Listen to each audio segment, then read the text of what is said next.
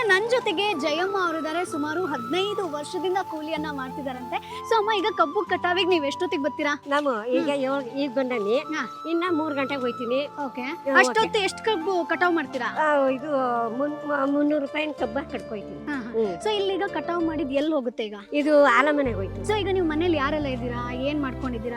ಬ್ಯಾರೆಯವರೆಲ್ಲ ಎಲ್ಲ ಕಬ್ಬು ಕಡಿಯೋರೆ, ನಮ್ಮ ಬೀದಿಲಿ ಎಲ್ಲ ಕಬ್ಬು ಕಡಿತಾರೆ, ಎಲ್ಲ ಕೂಲಿ ಮಾಡ್ತಾರೆ. ಗಂಡ ಏನ್ ಮಾಡ್ಕೋತಾರೆ? ಗಂಡ ಏನ್ ಮಾಡಲ್ಲ. ನೀವೇ ಫುಲ್ ಜವಾಬ್ದಾರಿ. ಇಡೀ ನೀವೇನ್ ದುಡಿತೀರೋ ಅದೇ ನಿಮ್ ಮನೆಗೆ. ಅದೇ ನಾವೇ ದುಡಿದು. ಓಕೆ, ಸೊ ಈಗ ತಿಂಗಳಿಗೆ ಎಷ್ಟು ದುಡಿತೀರಾ? ಸಾಕಾಗುತ್ತಾ ಮನೆಗೆ? ನಾವು ಒಂದು 10 ದಿವಸಕ್ಕೆ 3,000 ರೂಪಾಯಿ, 3,500 ಸಾವಿರ ಕಡಿ.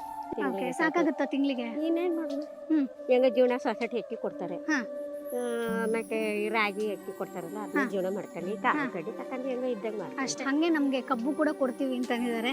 ಸೊ ಕಬ್ಬು ಕೊಡ್ತೀರಲ್ವಾ? ಕೊಡ್ತೀನಿ. Okay, thank you so much.